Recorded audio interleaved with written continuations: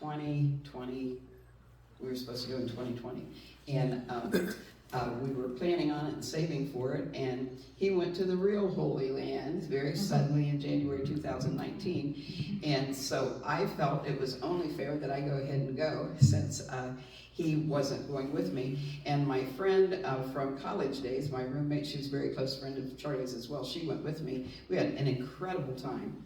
And that was a gift that we were able to do it because we were getting a cheaper price because they were entertaining pastors and spouses so that they would hopefully bring people back to the Holy Land and do it through their agency. And so they let Bev count as my spouse since we were willing to share the same room. And so we got to keep that cheap rate. And then I had another friend in the church, and she had come to church through a friend, and she was a single lady, and she got so excited over the trip when I came home that she was going to go. And so she talked this other woman into going with her, and she said, this lady has a great job and she makes plenty of money and nobody to spend it on but herself and what she gives to the Lord, and she's generous in that. But she told this lady, if you'll go with me, I'll pay your way to go. And she's like, can't beat that. So they lined up their trips, paid for it and everything. And then COVID happened and their trip got delayed. And so when it came time to go, they had to be vaccinated to go. And the other lady would not take the vaccination. So her ticket was up for grabs. And so Cindy said to me, got to have somebody go with me. Will you go? And I said, I can't let you pay my way. And she said, it's wasting money. I've got maybe 3 people in the world I would take this kind of a trip with. Would you go? I've already paid for the ticket. And I'll tell you, I have a little dog, Barkley. She said, I'll even pay for Barkley to get taken care of. So I got 2 blessed trips by God. Now this leads to the story of the slides. I may be showing slides you didn't expect to see, and there might be some you hoped you would see you didn't see. Between those 2 trips, I have over 3,000 pictures. Wow. And I retired, kind of. But I actually really re-enlisted, and I'm at least as busy now as I was when I was full-time pastor, because people think you don't have anything to do, so yeah, they ask you to do stuff all the time. And I do work pretty much full-time for the church, but I just don't get paid for it. So I haven't officially done anything with my pictures except for you. Except for you. So they may not be the best pictures, but there's some interesting stuff. And what I really wanted to do is not get in front of that, that's for sure. Yeah. What I really wanted to do was to share with you some things that were especially meaningful to me. And I did take the liberty, I didn't even ask if I could do this, but I did bring 2 books that I have a couple copies of if you want. This is the book I wrote for children about death, based on explaining it to my children when my husband died, and God has used that in a real good way, and I thought a few of you might find a need for that. So today I'll sell it for $10 if you want that. And I'm going to tell something about Israel, that there's a description from the thief on the cross of what happened to him in here, in that one, and that's $10 as well. Okay, this is morning in Bethlehem, the very first day I was there, getting up, looking out the window, and it's a really, really beautiful place. It's beautiful any time of the day. And let's see, you told me to push what, John? Just to the right, you'll see an arrow to Show her. Yeah, you better show me. Whoops. Oh, right here. This one right here. This? right. No. You're gonna There we go. Okay. All right, thank you. Besides the sunrises, another thing that's really, really great in the Mediterranean is their breakfast. Oh my goodness, they're so great. This happens to be the Basilica of the Annunciation. Now they'll call them basilicas, and they'll often talk about church over a grotto, and what they're meaning is a church over a cave. But this is built over the place where extra biblical history, stories that are told in history that's been accounted outside of the biblical record say that the angel visited Mary in Nazareth and the gardens and everything at every church you go to, and they're all over the place. You won't see most of the time you won't see the actual remains of the place, the ruins of the place, because the churches are built over top of them. But this is said to be the place where Mary came, the angel came to Mary with the news. And, whoops, well, let's go over here and get it back for a minute. John has a really good computer and it operates very fast. This is the place that they say down in here, and you can see that's not trash down in there, that's prayer requests and things that people have thrown in. But this is the place where they say that the angel came to Mary, oral tradition since very, very early days of the early church. It's there. And then the other place is over the place where they say that the Holy Family actually lived. Whoa, Maybe I would like to this help is her. not good. This is really John. You're going too fast, you're going too fast. I'm going too fast for sure, for sure. Let's see if I can get it to go back. If you don't get your finger off that very fast, Much better for it her. happens. He's Okay. catching on. I think what I will do is I will just, Just this tap. is the place where it says. Okay, now, the next place, this is very fascinating, really beautiful place to be, is Shepherd's Field, and it's the place where the story is that the angels visited the shepherds. It also is a beautiful place, and you can get there any time of the day. You get there; it's really beautiful. If you're there in the evening, this is a fountain that they have there, and the reason that they did this symbolically with the fountain is that shepherds were considered unclean. And it's a really beautiful part of the story that the first message came to unclean, ordinary people who would not be allowed to be in the temple the way they were, but they got to hear the news of Jesus. The shepherds were in caves, and this is some of the caves that are there. These are actually old and original from that time. They have, over the years, had the blocks built up in the front, of course, to make it a little bit easier to enter. But these caves are where the shepherds would stay at night with their flocks, because, as you know, shepherds had to stay with their flocks. And this is inside one of those caves, and inside the little holes in the wall, they have dioramas that kind of show you what's going on there. And these are artifacts that they found in these caves here, the actual caves used by the shepherds. And if you're familiar with John 10, I imagine most of you are, it says that Jesus called himself the door of the sheep. It's because they would lay across the door, the entrance to the cave, to protect it from wild animals, and they had all their things that they used for life, living life there inside that. This was one of the pastors that was on the trip with us, and he had a beautiful voice, and he led us in singing "Angels We Have Heard on High" before we had communion. That was a pretty cool experience. This is the church. They have the Church of the Angels there that we visited as well. In the inside of the church, there's very beautiful artwork. That's one of the great things about visiting Israel, is the artwork is incredible. Let me throw this in here too. If any of you are interested in going to Israel, I can't recommend Good Shepherd Travel Agency too highly. It is fabulous. Went with them both times. And the difference between them and an ordinary travel agency is that they are all native Palestinians.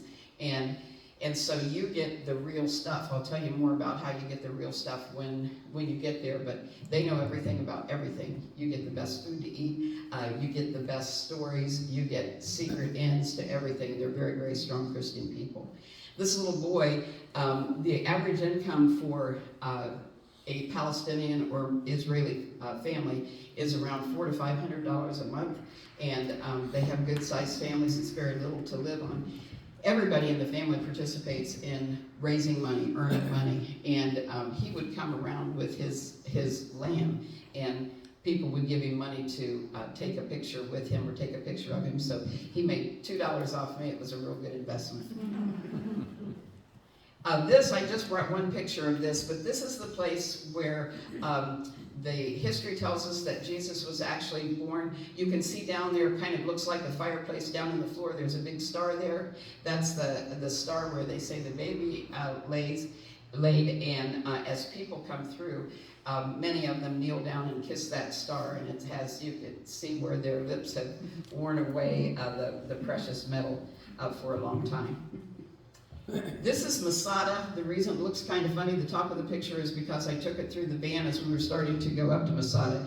It's an ancient fortification in Israel, and it's situated on the top of an isolated rock plateau. It's on the eastern edge of the Judean desert overlooking the Dead Sea. Herod built 2 palaces for himself on the mountain, and he fortified Masada between 37 and 31 before Christ.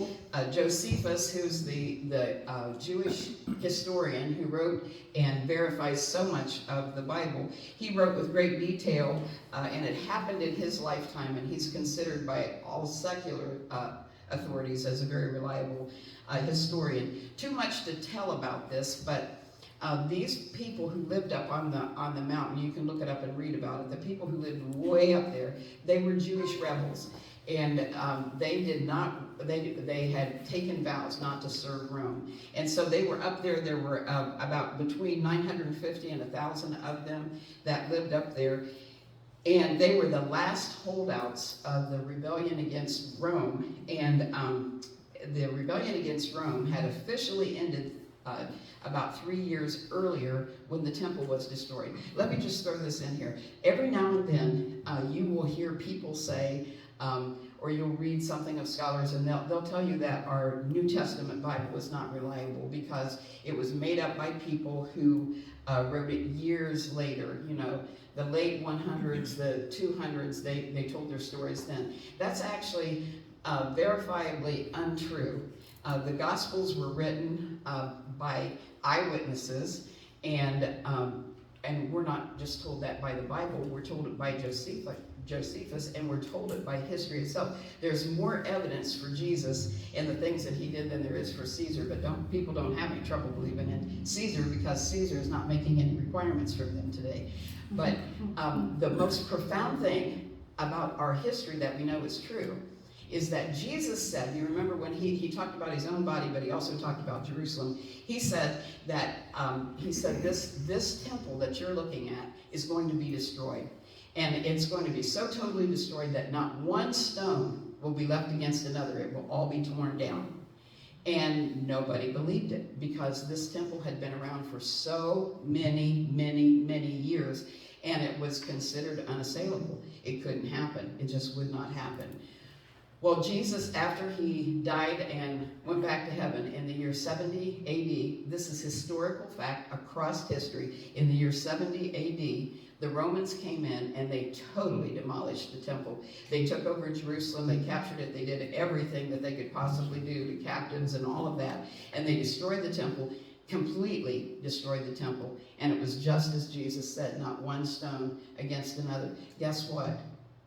The destruction of the temple was not mentioned except in prophecy, when Jesus prophesied it in the New Testament, which tells you that all of the New Testament authors wrote before 70 AD. That's a fact. You can take it to the bank. You can fact check me if you want to. But anyways, this is 3 years after that. The last rebels, the last Jewish rebels were living on Masada, and the Roman government was not going to let them go. And I want to read you just one thing. Eliezer ben Yair, he knew, he could see, and I'll show you a few pictures here just as I talk to you about it. You had to ride a huge cable car to get way up to the top of this place that was so high and so fortified. It was kind of scary. This is a model in the place there of it. This is a vessel that's been put back together from the period of the Great Revolt. These are money that King Herod the Great had minted that you find there on the mountain. This is the snake path gate that goes up to the very top of the mountain where the rebels were living and knowing that they were going to get taken. Fortresses all around. Herod was such a narcissist. He had 13 different castles, and in this place here, he had all kinds of rooms and things. These are the actual ruins of the time, from the time of 70 AD. And this is the levels of places that Herod had on Masada before the Jewish rebels came there. He actually died there. He got sick and they took him there to get well, but he died there. This is the walls along the top, and you know, some of the building places there.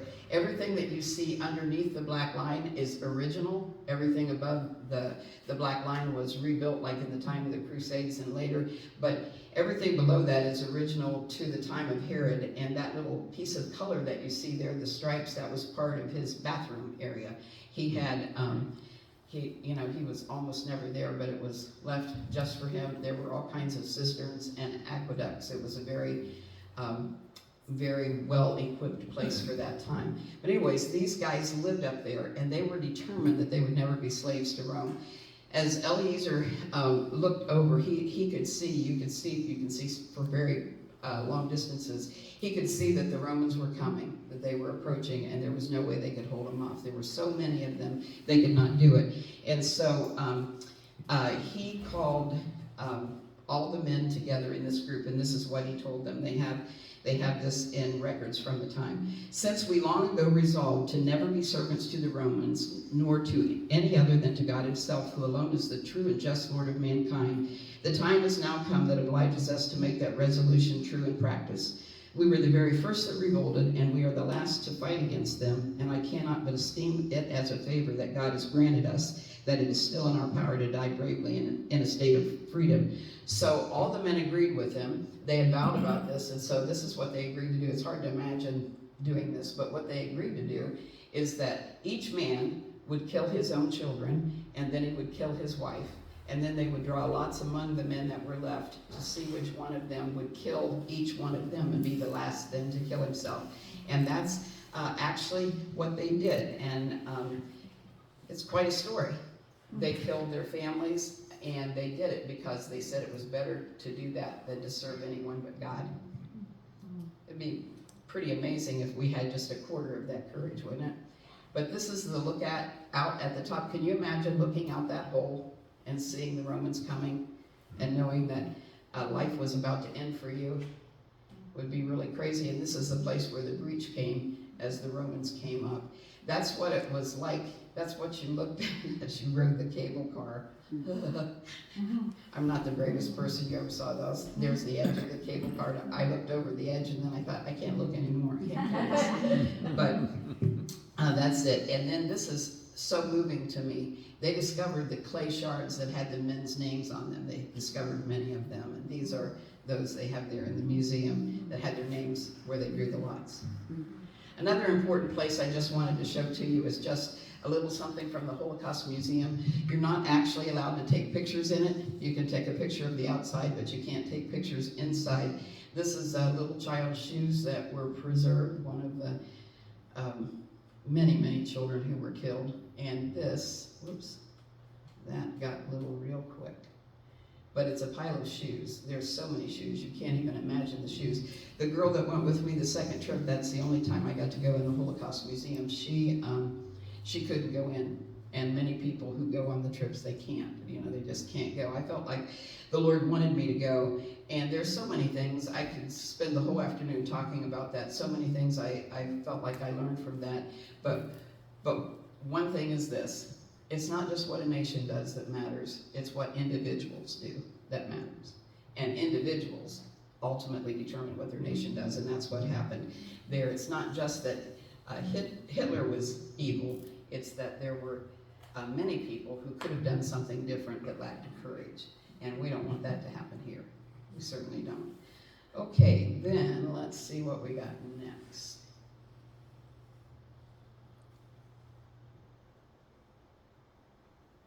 Capernaum, the town of Jesus. You can see they spell it differently than we do. It's a name scattered all through the stories of Jesus. He was there so very much.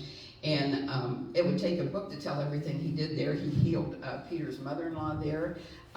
So much he worshiped there in the synagogue there. He did so much. He healed the centurion's servant there.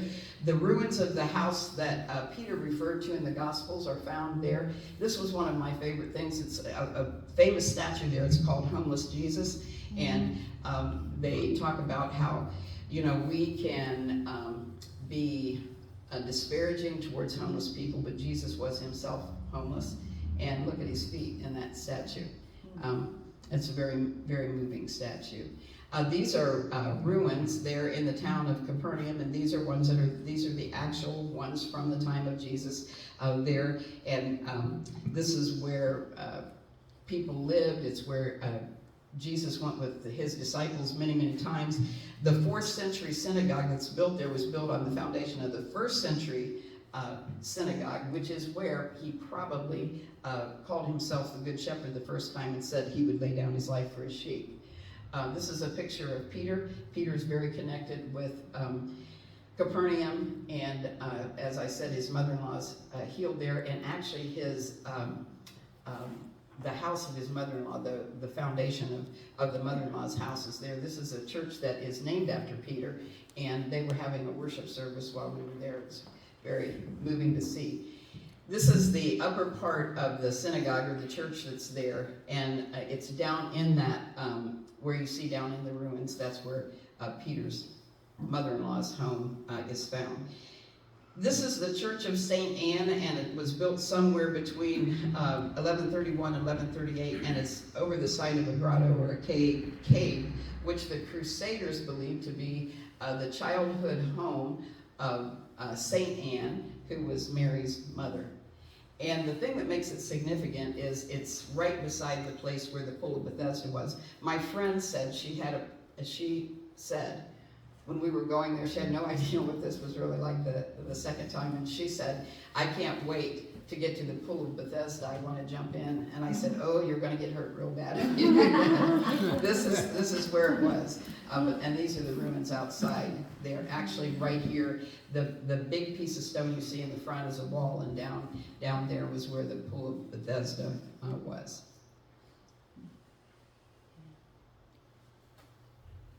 This is the baptismal site of Jesus at the Jordan River, and it's very interesting. I was in Jordan in 2007, and I was on the Jordanian side that time.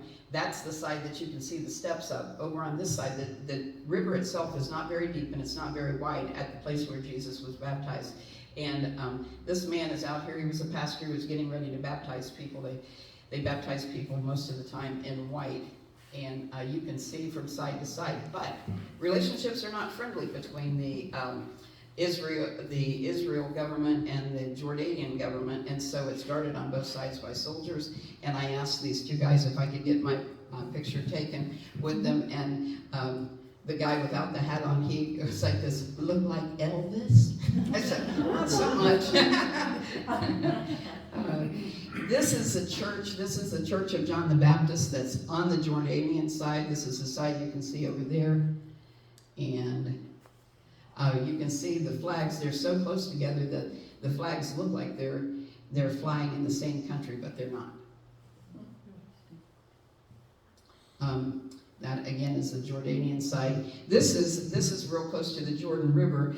This is the Mount of Temptation. This is where Jesus went, and he fasted for 40 days, and bleak, very lonely there. And this is a cross that's at the top of it.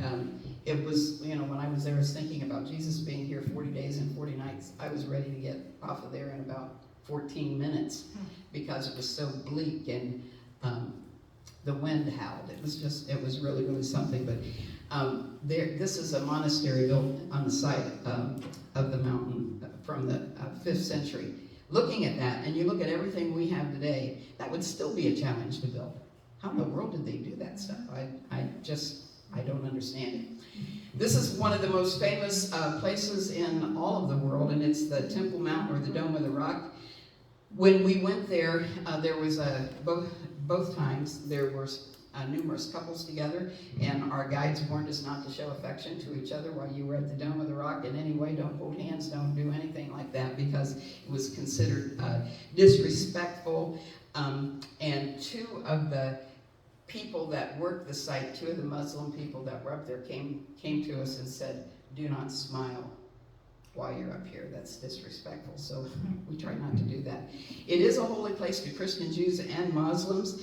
The present site is a flat plaza surrounded by walls, including the western wall. This is one of the purification places when you come in. These are little chairs or places you can put your feet so you can purify yourself. I say you, the only people that can purify themselves are Muslims. It is now under the, and has been for many, many years, it's the property of Muslims. This is the Dome of the Rock looking way out there. This is the wall that goes around. Security is very, very high all the time when you're at the Dome of the Rock. Now, it's on the top of the Mount of Olives. Jesus went there many, many times to pray. It's significant in all biblical history, all the way from the Old Testament up till through the early church. Very significant. But security is very high because everybody fights over Jerusalem, and especially this place. This plaza that's here is so large, it's hard to comprehend how big it is. On their festival days, still today, they will have 300 to 400,000 people gathered up there. It actually, in one of their wars, it actually housed the Israeli army. They slept up there for a while. We got to go. This was the first time I was there. This was an unbelievable thing. For the first time in 3 years, they opened the mosque, the Dome of the Rock. They opened it up and allowed a few non-Muslims to come in. And because our Christian guy who owns the travel agency that he went with, he had friends on the inside, and he said, I have a group of people. I know that you're pretty well taken for this, but I have a group of about 30 people. Could they come? Yes, we could come, but we had to wear scarves, and if you were ladies, you had slacks on. You had to wrap yourself in scarves so it would look like a skirt. And my hair was showing too much when I got up to the front. They made me cover the rest of my hair. This is inside the Dome of the Rock. Not very many pictures can you get like that as an ordinary tourist that's there. But that's the inside of the dome. Look at that. That's the big gold thing that you see. That's what it looks like from the inside. Very ornate, very, very beautiful. This is how few people were in there when we were in there. And these were almost all Muslims that were there to pray. And we got to be there, but we had to stand in the back and look at them. If you're a Jew and you're on the plaza, you have to get a special permission to come in. But if you're a Jew, you're a special target of attention. You get a lot of attention you don't want. If you see him, that one Jewish guy is coming up, and the police are all around him watching all the time, not just to pick on him or harass him, but to make sure nothing happens to him there because the tensions are so great. This is down beneath the Dome of the Rock. There's like a dungeon down there that's very old. It feels like a dungeon, they don't call it that. But this place right here in one of the caves underneath, it has a big opening where you can see light up through the front. And Muslim tradition, for many of the old Muslims, they say that Muhammad ascended to heaven through that hole. But our guide told us that new Muslims don't actually believe that. This was a Muslim guy down there saying his prayers when we were there. This is at the Sea of Galilee. Oh my goodness, it was beautiful. I know somewhere I've got some really great pictures of the Sea of Galilee. These are not some of the best, but it was great going out there and seeing it. The sea itself is beautiful. That back there was a guy fishing with his net. I'll take you back for a minute. He was fishing with a net, not like they did in Bible days, but still, throwing it down in to get it in that way. And this is the beautiful sea. It's just gorgeous. It's gorgeous. I know it wasn't the actual water, but looking at it and thinking Jesus walked on this, it's just crazy to think about. This was our guide the second time. Really, really intelligent man.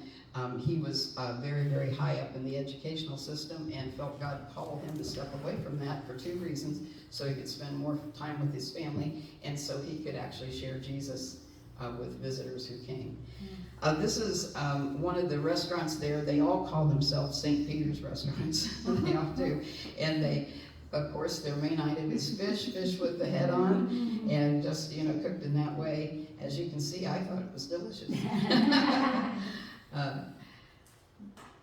This is Cana, the site of the first wedding. One of the things that they do with this travel group and with many others is if you are there as a married couple and you want to renew your vows, you can do that while you're in Canaan. They have a special place to do that. But the wall around Canaan has the scripture story of the miracle. My favorite part: do whatever he tells you to do. This is the church. They call it the Church of the First Miracle. This church there, and the mosaic. I just slid by that very fast, but the old mosaic that's there is beautiful. It is in many places.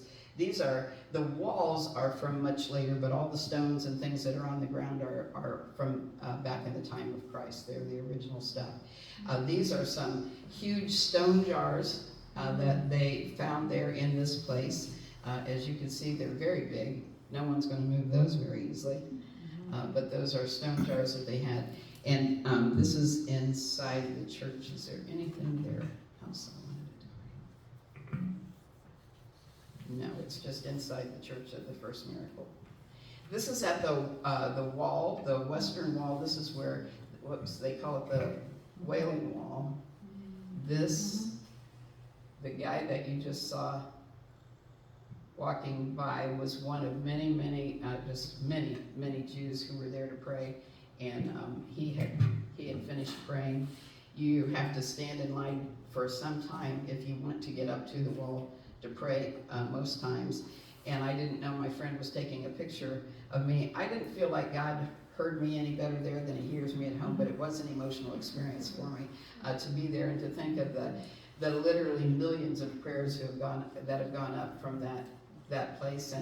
And my kids asked me, "So what did you pray for while you were there, Mom?" And I said, "Well, besides you, I prayed to finish well. Isn't that what we want to do?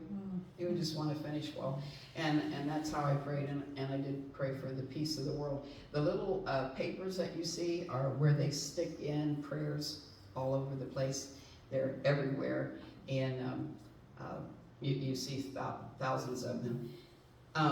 Now this is probably my favorite place that I went, besides the Church of the Holy Sepulchre and Golgotha.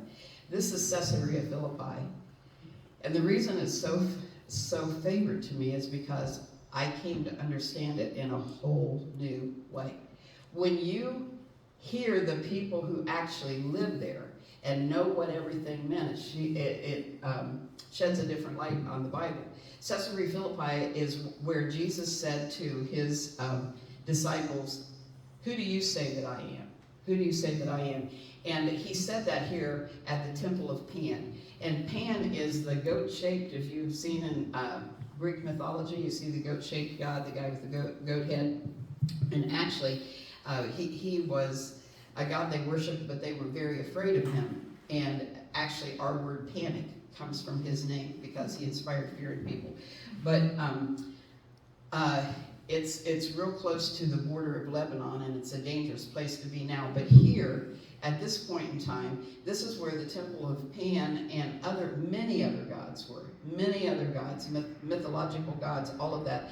There were temples to them up in the hillsides here, and it was a wealthy place. Herod built it, and it's the main road that Rome built so that travel could come through here. So this is where they worshipped. It was the god of Pan was the main god here, but many other gods. There's a stream there that was very deep and tricky, and they believed it was the doorway to hell, whatever they called hell, that if you got in there, you couldn't get out. And this is where this was called the gates of hell. Do you remember what Jesus said? When Peter said, he asked him, who do you say that I am? And he said, "I say that you're the Christ, the Son of the living God."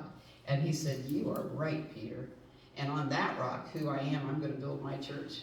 And the gates of hell, all the religions of the world, all the people who come against me, they will not prevail against me." And this is where Peter then picked up the name, the rock. Over these pagan temples, over everything that came against the name of Christ, Jesus said the gates of hell will not prevail. And so, essentially, Jesus said Pan is a fake shepherd. Everyone else is a fake shepherd except me. And I'm going to be your guide all through life if you will follow me. Okay, so then this is overlooking the city of Jerusalem from the top of the road where Jesus followed to the Mount of Olives. This is overlooking it. You can see everything. Everything is like Bethlehem, Nazareth, Jerusalem, because we're so used to Cleveland and Youngstown and everything kind of melting together. It's shocking to see how small a territory this all actually really covers. But this is my friend from the first trip looking over at the top of Jerusalem. It was very emotional to see it and recognize that Jesus was there. And then also this, do you know what all those little things are?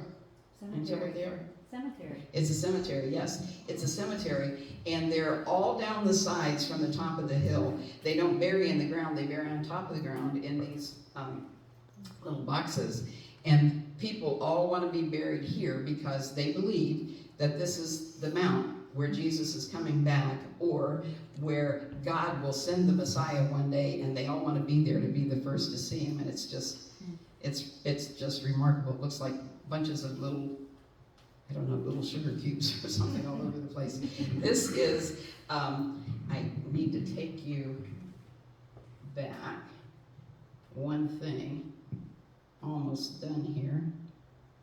Oh no, I thought I skipped. Okay, this is the setting of the upper room. This is not actually what the upper room looked like when Jesus was there, but this is the site of the upper room. And in the time of the Crusaders, they remodeled it and they made it a beautiful site. That's one of the things that they did. They felt like it was honoring to build churches and to build places over. That's why you can't actually see so much of the stuff they did to protect. But this is the upper room. This is the Garden of Gethsemane. In the Garden of Gethsemane, there are a couple of the trees that are there. These are changing size on me for some reason, and that's why I keep thinking I skipped one. This is one of the trees that is there from the time of Christ. It's just that old. In the Garden of Gethsemane, if you go into the church that's there, there's a rock there inside the church, and they call it the Rock of Agony. They say it's the rock that Jesus prayed from, and they took it. They built the church over top of it. Part of the church is shaped like a teardrop. It's a beautiful and unusual place, and that was a remarkable place to be as well. This is on the trail that they went to Caiaphas, the high priest, house, and there's all kinds of things about Peter there. There's all kinds of statues of him being with the people around the fire when he denied him, different emblems of roosters. Now this is the story that I have a little bit about in that book called Good Enough for God. In the section about Dismas, and I tell about this dungeon, but I didn't know about this dungeon like from seeing it in person when I wrote the book. But Jesus and Dismas would have spent, if they spent any time together at all, that would have been down in this dungeon, and they wouldn't have seen each other because it was so dark. No light that could be put in. It was it was in the lower level of the high priest Caiaphas's house. And they actually still have the steps that go down into the house. They told us that Jesus would have walked, and if you read it in the gospel record, he would have walked those steps 3 different times. To get in, this is where they kept prisoners who were going to their death. They would put them down in this whole very damp, dark, small place. They would be in there so black you can't see anything in there. And they would lower you down by ropes underneath your arms and then pull you back up again. This was at the high priest's house where they handled the prisoners that Jews had. And then the Via Dolorosa. It's really something. It's really something to walk that. People leave, like we have alongside our road where people have been killed and someone loves them, they leave signs and things there.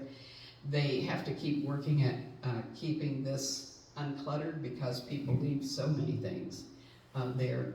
in symbols of their love for Christ.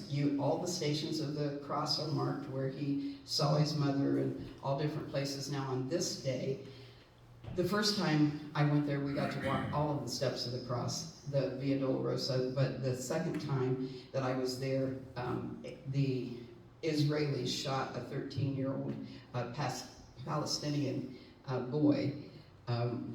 They have all kinds of conflicts over stuff like that, but when they did that, tensions were too high, and it happened to be in the part of the city that the second half of the walk was, and so our guide told us it was too dangerous for us to go then. But they have all the stations of the cross marked. They have pictures. This is Jesus. You see them making fun of him. There's pictures all along the wall. And this is Skull Hill. That's what they call Golgotha. There is Skull Hill. The place of the skull is what it says in the New Testament, and this is it. It has worn away a lot from time, but as you look at it, you can still see that there is, you can see why they would say the resemblance. It looks like there's eyes and, the places, the features. And they always crucified in public. The reason it was high on a hill was because the Romans designed crucifixion to be the absolute worst punishment, to not just kill you, but kill you slowly and use you as an example to everyone else. And that's why he was crucified outside the gate. It's just outside of Jerusalem, and it's at the top of the hill here. And this is in the place that they call the Garden Tomb. It was just discovered in the 1900s. It was discovered then. And some people believe that that Jesus, this is really his tomb. This is where it is, and you can see why people would believe that, especially why they would want to believe it, because it's beautiful and it appeals to our romantic ideas of it. It's a very beautiful place, and you can walk inside. It's an actual tomb that was discovered, and it is close to Golgotha, close to the hill there. This is where you can go in the door, and you can see what it's like in there. And inside, you can see that there's like 3 places where people could be buried in there, so it could have been a family tomb. This is one that is an original inscription over the top there, so people feel like it could have been then. It could have been Christ's place where he was buried. This stone is in the garden there. It's not the stone that was in front of the door, but it was just a stone that was there, and they have it there for looks. A lot of people believe that's the place where Christ was buried. I have no way to prove it, but I don't believe it. I believe because I believe if you're the closest people to the history are probably the ones who know the most about it. And from the very, very early days, from about 100, 150 AD, people were telling that the place that is now covered by the Church of the Holy Sepulchre, that is where Christ was buried. And this is the place inside of this thing right here in the center of the church, where the slab is that they say was his tomb. And I think it's more likely, but what do I know? I just know what I think. But that's it. This is the light up above it. It's very beautiful. It was a very emotional experience for me to be there and to realize that the tomb is empty and he's prepared us a place. And this is a picture looking out my room window the last night I was in Israel, and I just thought it was perfect looking out there and seeing the cross, the sunset, seeing the city symbolizing the world for which he died. I can't urge you too strongly to, if you get a chance to go to Israel, go. You'll be really, really glad that you did. Thank you for letting me talk to you today. Do you have anything you want to ask me before? What Yes. was the tour group that you went with? Good Shepherd Travel. Good Shepherd Travel. Are they around here? Or No, they're not here. They're in Palestine, but you can find them online. online? Yeah, you find them online, and they connect with you real quick. Yeah, they're great. Because it looks, I'm sorry, it looks, we know New York is sprawled out. Yeah. Okay? This looks even worse than New York. Yeah.